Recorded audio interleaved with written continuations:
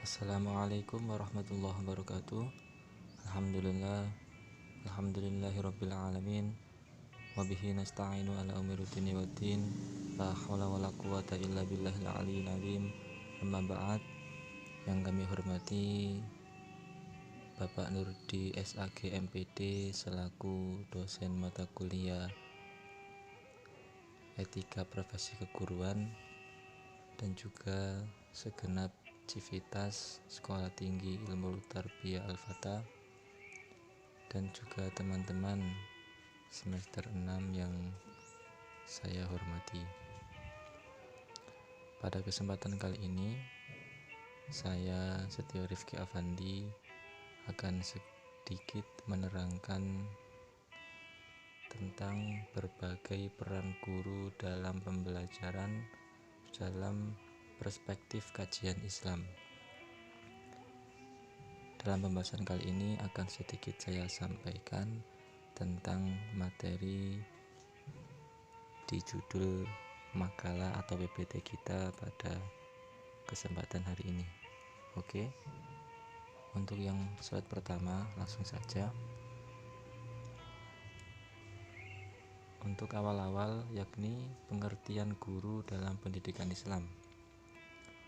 Dalam Kamus Besar Bahasa Indonesia, guru diartikan sebagai orang yang pekerjaannya atau mata pencahariannya atau bisa dikatakan profesi adalah mengajar. Definisi ini cakupan maknanya sangat luas. Mengajar apa saja bisa disebut guru, sehingga ada sebutan guru ngaji, guru silat, guru olahraga, dan guru-guru lainnya. Dalam konteks pendidikan Islam, guru adalah semua pihak yang berusaha memperbaiki orang lain secara Islami. Mereka ini bisa orang tua, ayah atau ibu kita, paman, kakak, tetangga, tokoh agama, tokoh masyarakat, dan masyarakat luas lainnya. Khusus orang tua, Islam memberikan perhatian penting terhadap keduanya sebagai pendidik pertama dan utama bagi anak-anaknya, serta sebagai peletak fondasi yang kokoh bagi pendidikan anak-anaknya di masa depan.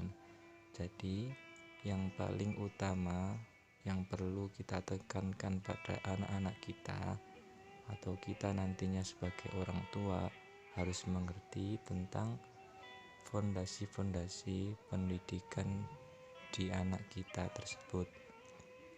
Sebelum anak kita memasuki jenjang ke sekolah dasar atau TK dan lainnya, maka sangat penting untuk melatih tumbuh kembangnya. Kita sebagai orang tua harus mendidiknya dahulu dengan cara yang benar dan baik. Oke, slide kedua. Kedudukan dan peran guru dalam pandangan Islam. Kedudukan guru dalam Islam sangat istimewa. Banyak dalil nakli yang menunjukkan hal tersebut.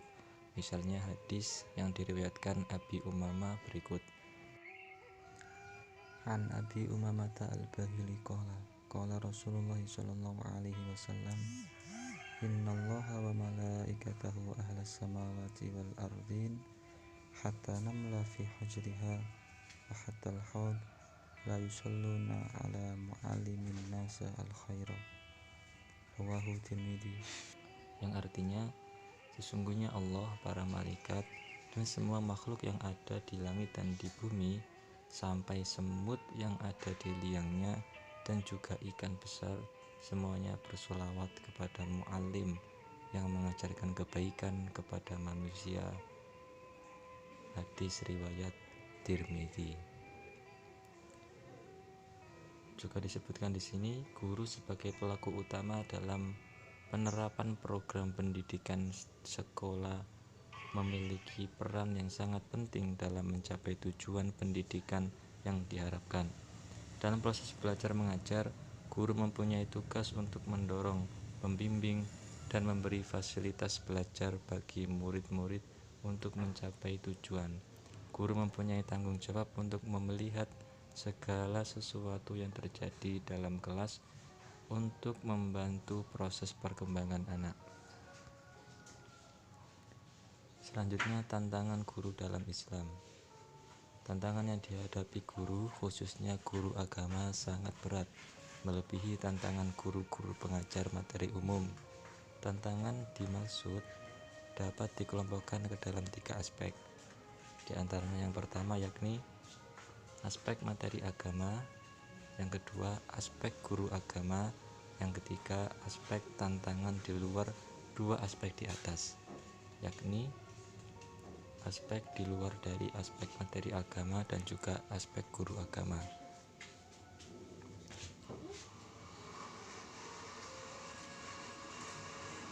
Selanjutnya, sifat guru dalam pendidikan Islam. Mengingat beratnya tugas dan tanggung jawab guru dalam Islam, tidak semua muslim bisa menjadi guru. Ada banyak persyaratan yang harus dipenuhi. Ada beberapa ahli pendidikan Islam telah merumuskan syarat-syarat yang harus dipenuhi guru, terutama dari aspek kepribadian. Al-Ghazali menyebut beberapa sifat yang harus dipenuhi guru. Yang pertama, guru harus mempunyai sifat kasih sayang dan lemah lembut. Yang kedua, tidak mengharap upah, pujian, ucapan terima kasih, atau balas jasa.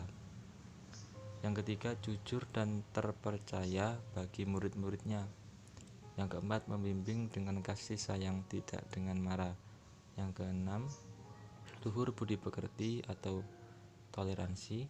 Yang ketujuh, tidak merendahkan ilmu lain di luar spesialisasinya. Selanjutnya, memperhatikan perbedaan individu. Dan yang terakhir, memiliki sifat yang konsisten.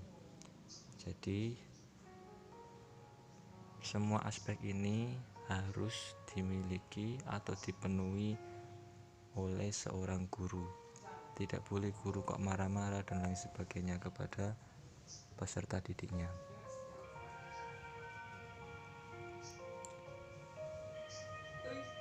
Selain itu, ada beberapa pendapat dari para ahli mengenai sifat-sifat yang harus dimiliki oleh seorang pendidik. Di antaranya menurut Al-Qalqashandi menyebut sifat-sifat yang harus dimiliki guru adalah sehat akalnya, memiliki pemahaman yang tajam, beradab, adil, bersifat perwira, lurus dada, bila berbicara artinya lebih dahulu terbayang dalam hatinya, perkataannya jelas dan mudah dipahami, dan berhubungan satu dengan yang lain, memilih perkataan-perkataan yang mulia dan baik, menjauhi sesuatu yang membawa kepada perkataan yang tak jelas. Untuk slide selanjutnya tentang lanjutan dari slide yang tadi ya.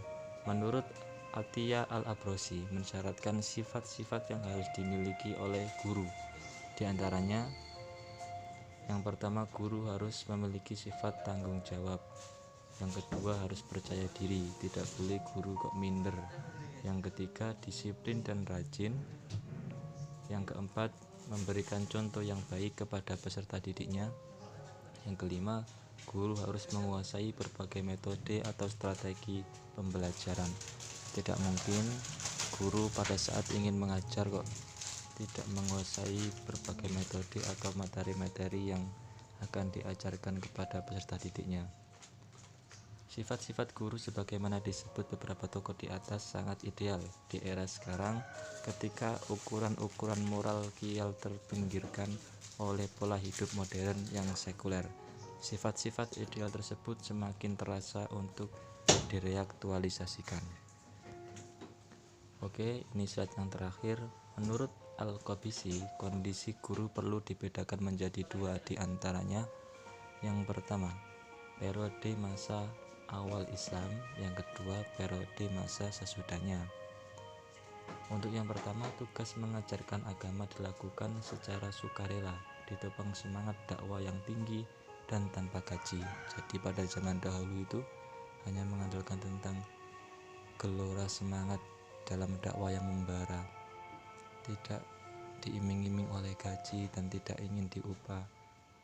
Tapi untuk pada periode yang kedua, yakni masa sesudahnya, setelah Islam menyebar luas, semakin sulit mendapatkan orang yang mau mengajar umat Islam dan anak-anak mereka, karena pekerjaan mengajar memerlukan ketekunan dan harus meninggalkan kegiatan usaha untuk memenuhi kebutuhan hidupnya.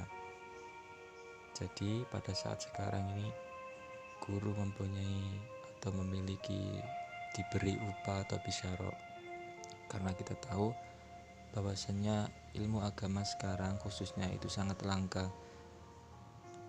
Dan kalau kok tidak sampai diberi bisyarah atau yang sebagainya, berbeda dengan yang zaman-zaman dahulu, maka dikhawatirkan syiar agama ini bisa saja semakin redup karena tidak ada yang mengajarkan ilmu agama kepada generasi-generasi berikutnya. Yang terakhir ini sedikit tulisan.